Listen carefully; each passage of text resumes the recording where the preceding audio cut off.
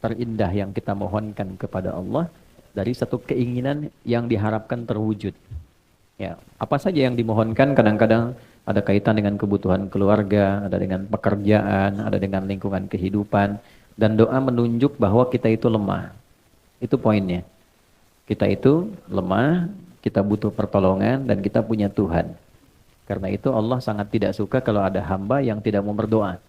Innal ladzina yastakbiruna an ibadati, sungguh orang yang menyimpulkan bahwa dia itu cukup hebat sehingga tidak mau berdoa, maka nanti diberikan oleh Allah satu tantangan untuk selamat dari neraka jahanam saat kembali ke akhirat kelak. Kalau memang kamu hebat, gak butuh doa, ya kamu silahkan lepaskan diri dari ancaman neraka jahanam itu. Nah, dengan berdoa menunjukkan kita lemah. Dengan berdoa menunjukkan kita tidak bisa menguasai segalanya. Jadi kalaupun menata pekerjaan, tidak harus menguasai semuanya. Karena tidak mungkin kita bisa melakukan segala hal harus kita kuasai. Apa yang kita bisa optimalkan, jadikan itu sebagai titik fokusnya, yang lainnya melengkapi satu dengan yang lainnya. Kemudian dalam berdoa itu nanti ada beberapa etika, adab yang kalau kita kerjakan dengan adab itu mempercepat terkabulnya doa. Sama kayak anak minta ke orang tua, dengan adab kan lebih cepat diberikan dibandingkan dengan sekedar meminta tanpa adab. Yang ada malah orang tua bisa merespon dengan respon yang tidak diharapkan.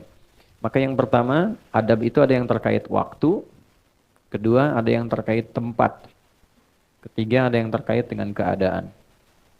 Misal, terkait dengan waktu, doa yang dipanjatkan di pertengahan malam itu berbeda waktunya dengan yang dipanjatkan dalam keadaan siang. Nah, kehusuannya pun akan lain. Jadi kalau teman-teman buka Quran surah ke-73, Al-Muzammil di ayat yang ke-6. Ya, apalagi ini dipanjatkan dalam keadaan tahajud misalnya. Itu sentuhan ke hatinya lain. Inna nasyi'atal laili hiya asyaddu wata'aw wa aqwamu qila. Sungguh bangun malam itu supaya kita bisa bermunajat, itu keheningan malam bisa mengantarkan kehusyuan pada permohonan kita sehingga menyentuh kepada jiwa. Karena gangguannya nggak banyak. Makanya tahajud itu kenapa utama walaupun sholat sunnah?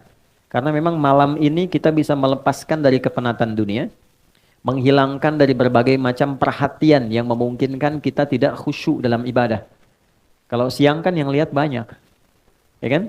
Ya, kalau ke masjid lagi sendirian khusyuk, begitu banyak orang makin meningkat, gitu kan? Nah, kalau malam siapa yang mau perhatikan? Riaknya tipis, ya. Kemudian sum'ah pengen didengar orang juga tipis karena nggak semua orang bangun. Nah, makanya kalau ada masalah yang urgent ya, teman-teman yang ibu ataupun teman-teman yang ikhwan, biasakan bangun malam. Minta sama Allah. Ya, waktu yang paling enak itu kalau sekarang subuh misalnya jam 4.44 lah ya, kurang lebih gitu ya. 4.44. Misal Anda bisa bangun dari setengah 4, jam 4 gitu. Nah, 4 ke setengah 5 itu namanya waktu sahar. Waktu sahar itu waktu paling bagus-bagusnya untuk istighfar dan berdoa. Ya, di situ ada petunjuknya di Quran surah ke-51 ayat ke-18. Wabil ashari hum yastaghfirun. Ada kebiasaan satu keluarga itu orang-orang yang menghidupkan waktu akhir malam menjelang subuh dengan istighfar, mengoreksi diri. Bisa dilakukan dengan keluarga kompak. Ya, misalnya habis tahajud, walaupun tidak harus panjang-panjang, tidak harus banyak rakaatnya. Misal cukup 2 rakaat, setelah itu witirnya 1 rakaat misalnya. Jangan paksakan yang tinggi-tinggi dulu sampai Al-Baqarah rakaat pertama misalnya kan. Baik, atau seterusnya. Cukup misalnya pertama Al-Falaq, rakaat kedua An-Nas, nanti witirnya Al-Ikhlas. Ya, itu untuk memulai. Nanti kalau sudah rasanya makin enak, tingkat lagi 4 rakaat, suratnya tambah. Nah, poinnya adalah kadang-kadang suka lupa habis tahajud selesai begitu saja. Tidak. Sunnah yang kedua istighfar. Nah, astagfirullahaladzim kan? Astagfirullahaladzim. Itu yang paling pendek.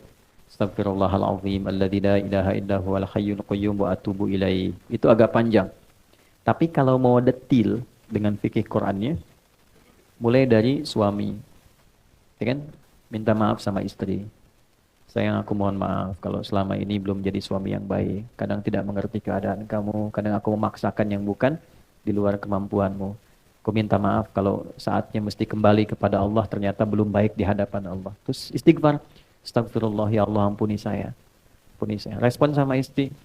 Bang, aku juga mohon maaf selama ini belum jadi istri yang baik, sering ngeluh sama kamu, kadang-kadang tidak jujur. Dia minta, ya Allah ampuni kami. Nah itu saat bersama-sama, ya Allah ampuni kami, itu rasanya lain ke hati. Nah itulah sakinah yang mempercepat itu datang. Ya, beda ketika sendiri, dan itu sifat korektif kolegial, mengoreksi diri dengan bersama-sama dalam konteks berkeluarga, itu diajarkan di Al-Quran. Apalagi ada anak misalnya, tuh si kakak bilang ikut tahajud malam, mama papa aku minta maaf, selama ini belum jadi anak yang baik, selama ini sering nyakitin mama papa, itu semua istighfar, ya Allah ampuni kamu ya Allah, sayangi kamu ya Allah. Itu kalau bisa dibiasakan, apalagi tiap malam bisa sholat dan demikian, itu keluarga terjaga dalam keharmonian. Keluarga terjaga dalam keharmonisan. Selalu harmoni, ketenangan. Dan yang paling indah adalah disitulah saat doa terkabulkan. Ya, ibadi itu hadis kutsinya. Hambaku, kan? Engkau mau minta apa? Engkau mau minta apa? Ya, man istaghfara ghafartulah. Siapa yang istighfar, aku ampuni. Istighfar itu kan mengoreksi diri kita. Artinya mohon maaf, setiap orang kan pasti punya kekurangan. Jadi kalau seorang suami, seorang ayah dengan segala kerendahan hati, dia mengoreksi dirinya, tahu ada potensi kuat untuk berubah. Ketika Allah ampuni, kesalahannya dihilangkan, kesolehannya dimunculkan. Jadi ciri orang yang diampuni itu, perbuatan salahnya hilang, solehnya muncul. Lisan itu kurang baik. Bagaimana diampuni dosa lisan? Berubahlah tampilan lisan ini dengan berkata yang baik dan ditinggalkan yang tidak baik yang sebelumnya dilakukan perbuatan itu. Itu poinnya. Ya, kita ingin bertobat dari harta yang haram, maka perbuatan yang mengantarkan pada haram jadi hilang, yang halal jadi muncul. Itu tanda penerimaan tobat di hadapan Allah. Terjadi perubahan kebaikan. Nah, sama kalau tadi di rumah tangga ada korektif, sifat mengoreksi kepada diri, lalu diampuni oleh Allah yang salah-salah itu, terjadilah perbaikan. Kebiasaan yang kurang bagusnya berubah menjadi baik. Itu potensi tertingginya dilakukan pada waktu apa? Pada tahajud, di waktu sahar. Kemudian man sa'ala, ya, a'ta, siapa yang meminta Allah berikan. Ya, man su'ila a'ta, siapa yang meminta kepada Allah dimintakan kemudian diberikan. Kemudian nah ini poinnya. Perhatikan baik-baik, ini kalimatnya. Wa man da'a ajaba, siapa yang berdoa dijawab. Nah, jadi biasakan kalau ingin berdoa bisa diisi dengan istighfar terlebih dahulu. Makanya sebelum kita doa pasca sholat kan istighfar dulu. Istighfar, Allahumma antas salam, kemudian yang subhanallah, alhamdulillah, Allahu akbar, baru kesananya turunan ada doa kan.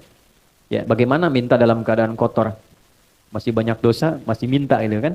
Kan secara normal, secara logika juga tidak nyambung. Jadi kita bersihkan dulu baru kemudian kita memohon kepada Allah. Jadi ini kalau dibiasakan waktu tengah malam, menjelang akhir malam ke subuh itu waktu yang terbaik untuk berdoa. Di antara yang lain, antara adzan dengan iqamah misalnya itu waktu. Yang kedua tempat. Ada tempat-tempat tertentu yang secara spesifik mempercepat terkabulnya doa. Misal, ada yang tempatnya itu untuk umum di Mekah, area Ka'bah, kan? Multazam, Raudhah. Tapi kan nggak semua kita bisa ke sana. Karena itu apa yang bisa kita lakukan? Masjid. Ya. Ini yang teman-teman yang laki-laki ya, ada kebiasaan di sahabat Nabi itu diajarin sama Nabi kalau mau beraktivitas ke masjid dulu. Oke? Mereka berangkat dari masjid setelah subuh, salat syuruk, udah punya agenda. Jadi agenda itu disiapkan dari malam. Besok mau ngerjakan apa, dirapikan. Nah, subuh berangkat ke masjid, membawa agenda itu yang sudah kita pahami. Nanti dalam sholat kita minta sama Allah. Dalam sujud kita belajar di pertemuan lalu, dihadirkan ya. Dalam hati kita minta dimudahkan, minta dibantu, minta dibimbing. Minta ditolong. Baik, nanti pulang, menariknya diajarkannya ke masjid dulu sebelum ke rumah. Coba teman-teman bisa praktekkan ya. Kalau nanti dari kantor, sebelum nyampe rumah, singgah di masjid dulu. Ambil wudhu, sholat 2 rakaat, pulang. Itu auranya akan beda dibandingkan langsung dari kantor ke rumah. Nggak percaya silakan.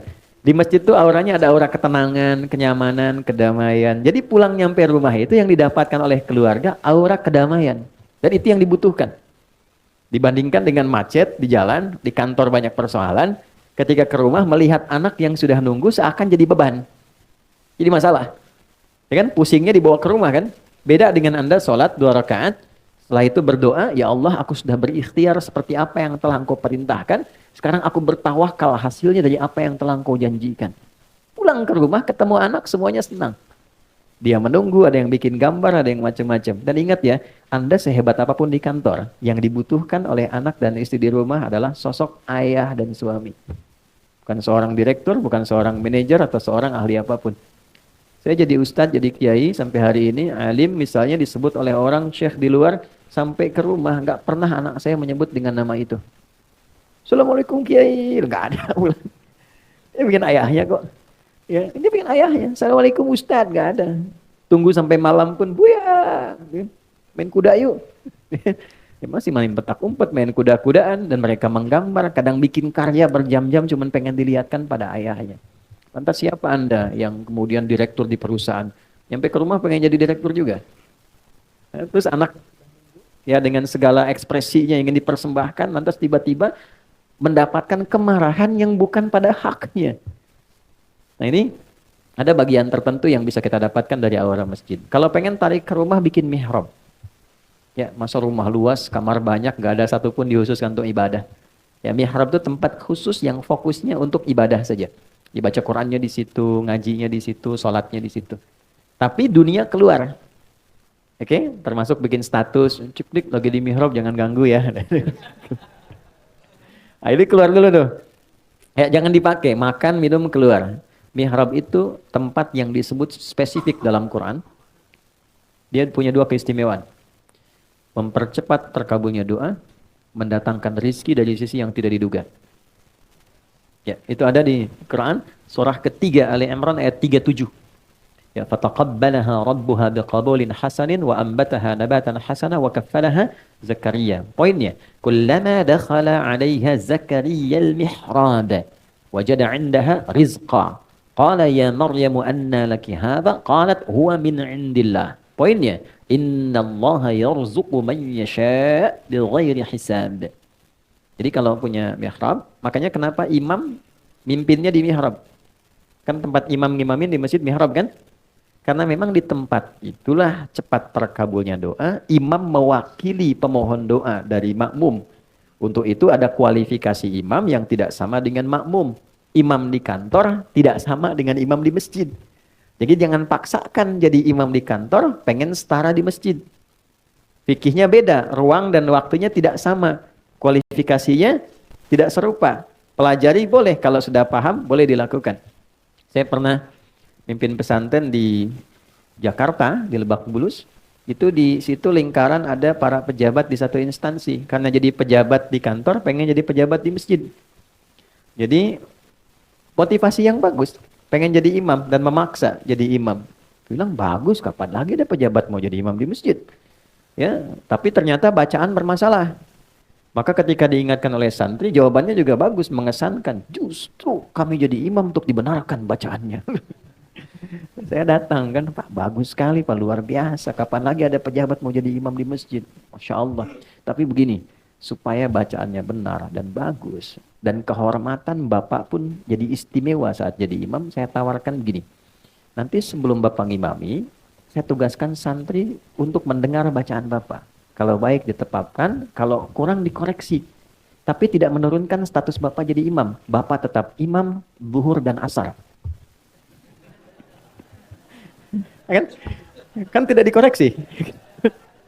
Ya kan? Yang penting bagi pejabat kan nggak turun jabatan. Ya kan? Bapak tetap imam tapi zuhur dan asar. Tapi kalau ingin subuh, maghrib dan isya, Bapak dengarkan dulu santri koreksi. Nah, dalam rangka koreksi itu saya pimpin dengan yang lain. Oh, sepakat Ustaz. Yang penting kan nggak turun jabatan. Ya kan? Nah, setelah berlangsung dipimpin, terasa bagus, nyaman, akhirnya kita tawari, Pak silakan. Oh enggak, udah ini aja. Bagus kok. Ya kan? Nah, jadi kadang-kadang ada pola komunikasi hikmah itu tidak harus selalu marah. Orang belum tahu diberitahu, bukan dimarahi. Ya, maka di rumah bikin, walaupun tidak harus satu ruangan, sehamparan sejadah, kita bisa sholat, kita bisa minta. Nah itu mempercepat terkabulnya doa. Jadi tempat sudah, kemudian waktu juga sudah, ya kan? Nah yang ketiga adalah kondisi. Kondisi itu biasanya berkumpulnya orang-orang saleh saat pengajian. Ya, hadisnya ada di riwayat Ibnu Majah.